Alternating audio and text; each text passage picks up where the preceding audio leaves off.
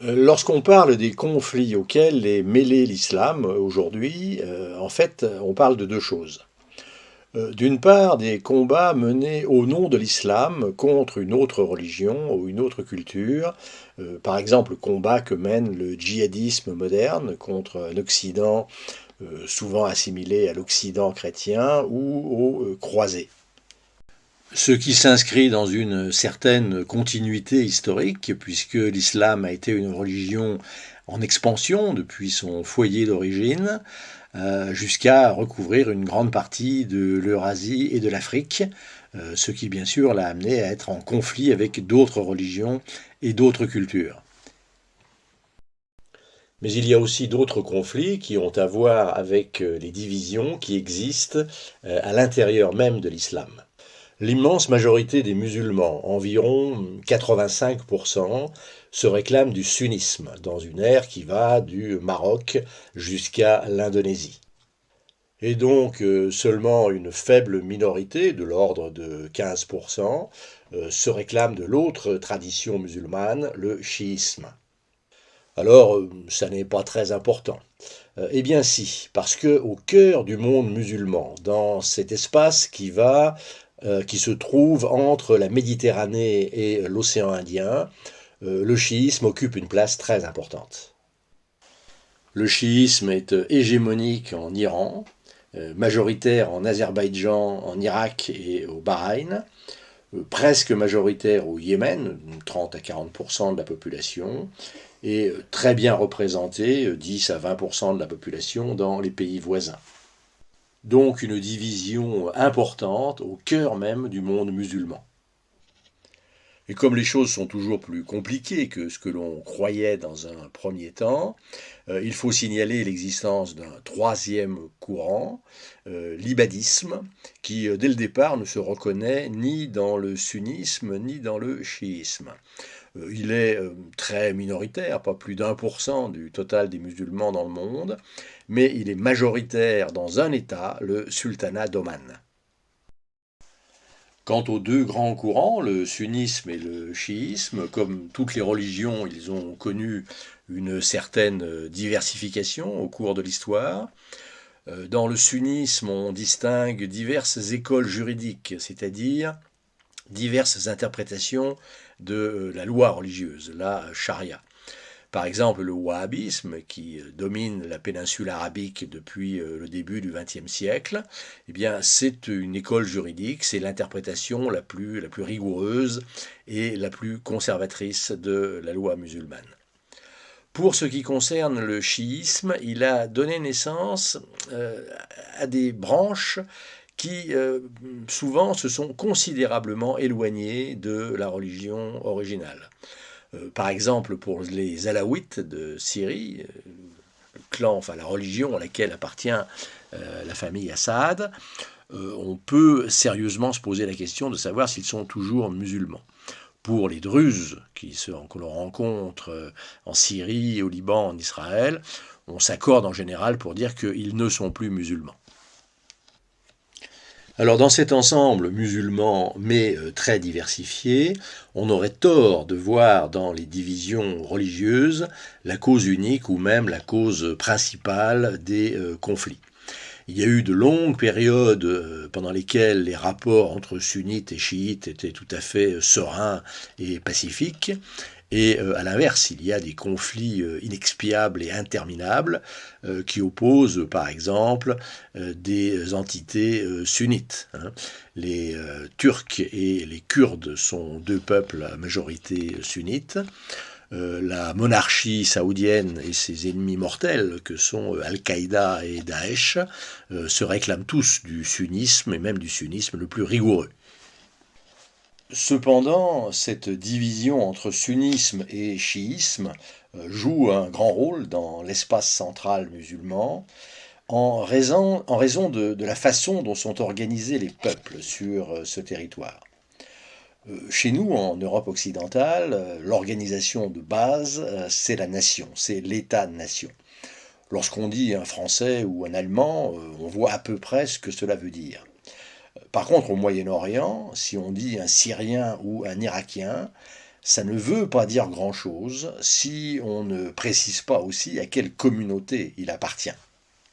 On le voit très bien sur cette carte des ethnies représentées en Syrie, des 11 ethnies représentées en Syrie, et de leur mélange sur le territoire.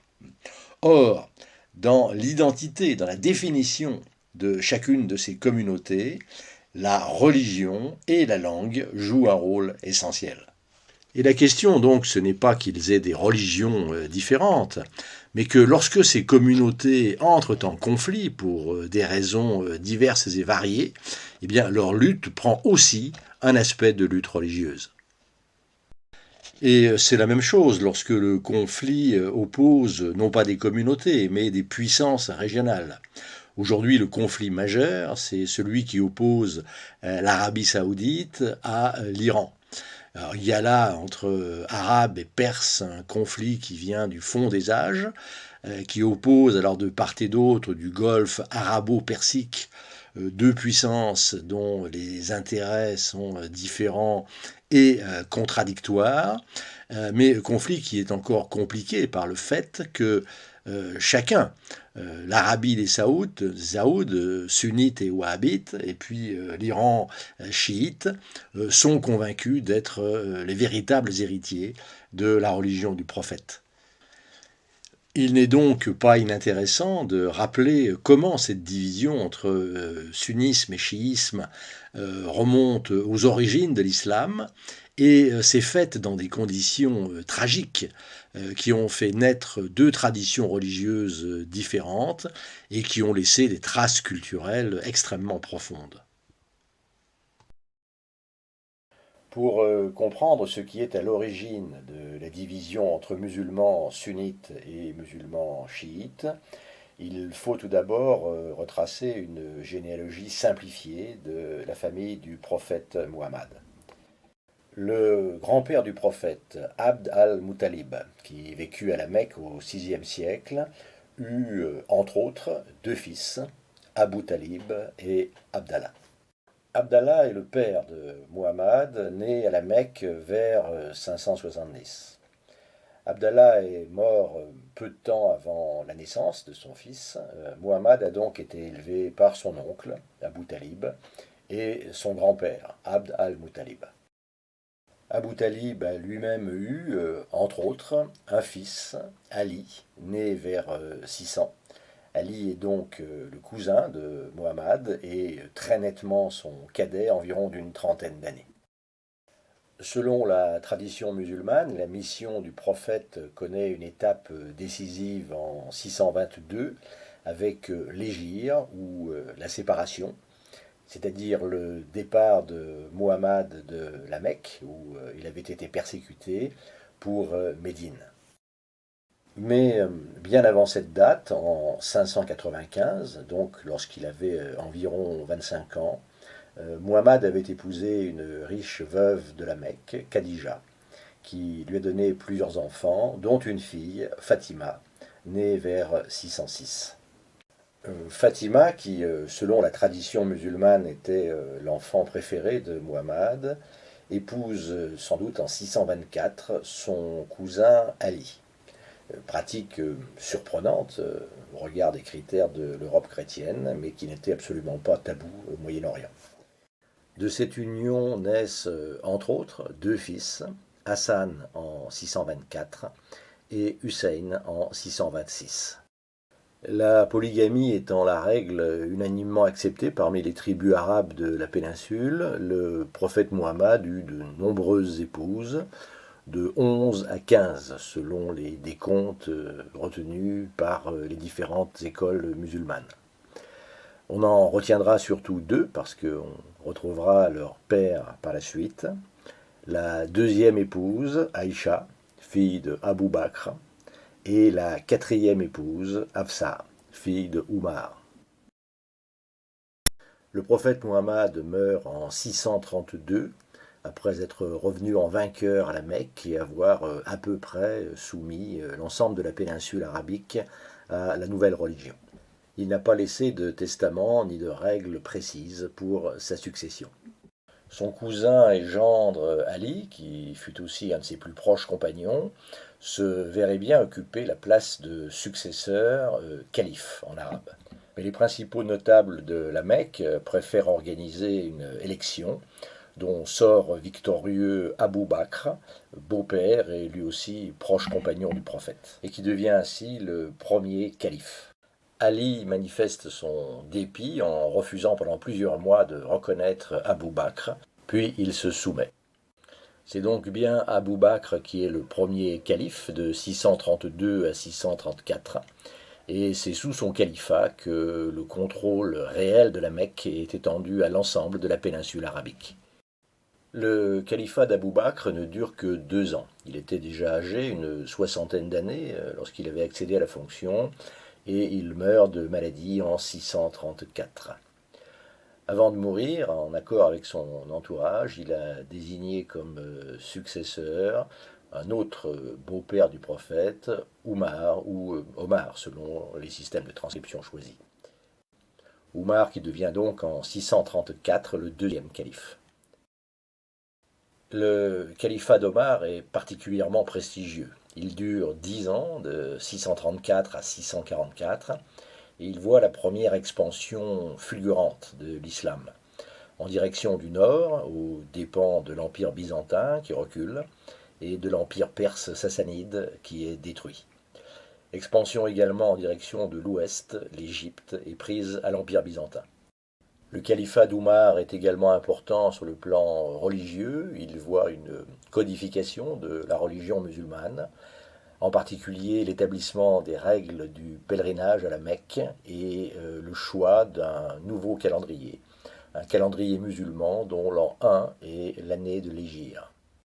Oumar meurt assassiné en 644 par un esclave persan qui n'était pas musulman. Il ne s'agit donc pas d'un conflit à l'intérieur de l'islam. Un conseil de 6 sages a été désigné pour choisir un successeur, et c'est Othman qui est nommé. Othman qui est gendre du prophète, et même 2 fois gendre, puisqu'il a épousé successivement 2 de ses filles. Mais ce qu'il faut surtout retenir, c'est que cette fois, Ali espérait être nommé calife et qu'il est tout à fait dépité de ne pas l'être. Le califat d'Othman est lui aussi très important. Il dure 12 ans, de 644 à 656. Il voit un nouvel élan des conquêtes arabes qui s'étendent à présent de l'Indus jusqu'au Maghreb. Il est très important aussi sur le plan religieux, puisque c'est à ce moment que sont rassemblés les textes qui vont constituer le Coran. Mais ce califat se termine de façon tragique par l'assassinat d'Othman en 656. En effet, si la conquête a rassemblé les différentes tribus arabes, elle n'a pas fait disparaître les rivalités. Et ces rivalités réapparaissent à propos du partage des fruits de la conquête. Éclatent donc des révoltes, et l'une de ces révoltes aboutit à l'assassinat du calife Othman. On demande alors à Ali de devenir calife. Après avoir hésité en raison des circonstances tragiques, il accepte et accède enfin à ce califat qui est son ambition depuis la mort du prophète en 632. Mais Ali a beaucoup de mal à imposer son autorité car il apparaît trop comme le candidat de ceux qui se sont révoltés contre Othman et non pas le candidat de toute la communauté musulmane. En particulier, le puissant clan des Omeyyades, originaire de la Mecque, ne le reconnaît pas. Après des conflits complexes, tout ceci aboutit à l'assassinat d'Ali en 661. Ali étant mort, c'est le chef du clan Omeyyade, Muawiyah, qui accède au califat, inaugurant ainsi la dynastie des califes Omeyyades. Mais les partisans d'Ali ne reconnaissent pas ce calife. Le parti d'Ali, c'est en arabe le Shi'at Ali, ce qui donnera le nom de chiisme pour désigner cette première rupture à l'intérieur de l'islam. Les chiites se choisissent leur propre chef spirituel, auquel ils donnent le titre d'imam, et ils les choisissent dans la descendance d'Ali. Ce sont d'abord les fils d'Ali, Hassan, puis Hussein, puis leurs descendants jusqu'au 12e imam, Muhammad al-Mahdi, qui est l'imam caché, l'imam occulté, qui n'est pas mort et qui reviendra un jour. Par opposition à ce courant chiite, on a appelé le courant majoritaire, celui qui a reconnu l'autorité des califes omeyyades, on l'a appelé courant sunnite, de sunna, qu'on peut traduire par la tradition ou la loi traditionnelle. Donc en 661, la rupture est consommée entre ceux qu'on va appeler les chiites, qui voient dans Ali et dans ses successeurs les vrais chefs de la communauté musulmane, et puis ceux qu'on va appeler les sunnites, qui reconnaissent l'autorité des califes omeyyades. Quelle importance cela peut-il avoir pour les musulmans aujourd'hui, plus de 13 siècles après ces événements? Eh bien, il y a tout d'abord pour l'ensemble des musulmans un certain nombre, je dirais, de réflexes psychologiques qui sont liés à l'origine de leur religion et à la façon mouvementée et tragique dont cette religion s'est construite. Il y a la nostalgie d'un âge d'or passé, le temps des premiers califes, Abou Bakr, Oumar, Othman et puis Ali lui-même.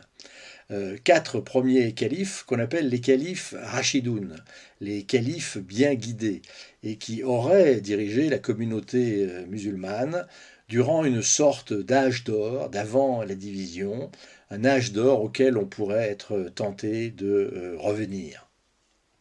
Il y a aussi pour l'ensemble des musulmans l'importance, l'obsession, on pourrait dire, de la fitna, c'est-à-dire la querelle entre les croyants qui conduit finalement à la division.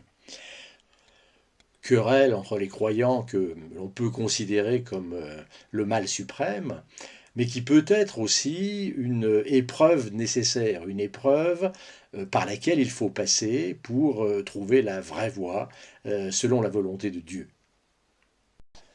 Donc, souvenir des quatre premiers califes, des califes bien guidés, et importance accordée à la fitna, eh bien, ce sont deux éléments de la psychologie musulmane qui sont étroitement liés au récit des origines et au récit de la scission originelle entre sunnites et chiites.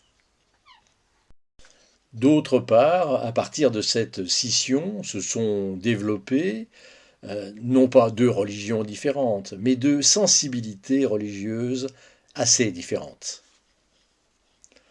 Le sunnisme, c'est la religion des majoritaires.